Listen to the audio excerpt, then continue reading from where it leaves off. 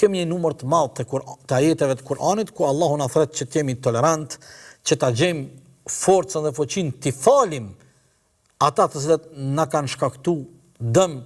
apo kanë provuar të na shkaktojnë dëm. Prandaj Allahu dhul xhelal në kapitullin Ali Imran ajetin 134 thot wal kadhimin al ghayz wal afin anin nas.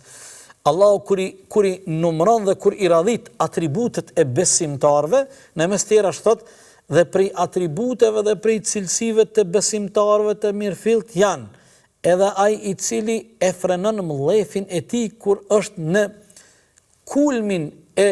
idhënimit dhe të mllefit e tij. Do të thot prej atributeve të besimtarit të vërtet është e frenon mllefin, e menaxhon hidhrimin dhe urrëtitjen që ai mund ta ushqej përballë një personi tjetër.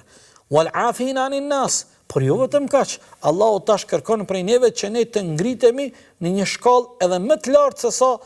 ta frenojmë mllefin dhe ta menaxhojmë hidhrimin dhe nervozën ton. Allahu thot wal afin anin nas, pasi që ne kemi frenuar mllefin dhe po e menaxhojmë deri diku vetveten ton, tani duhet të gjejmë forcën dhe të bëhemi edhe më të fortë t'i falim ata që na kanë bërë dëm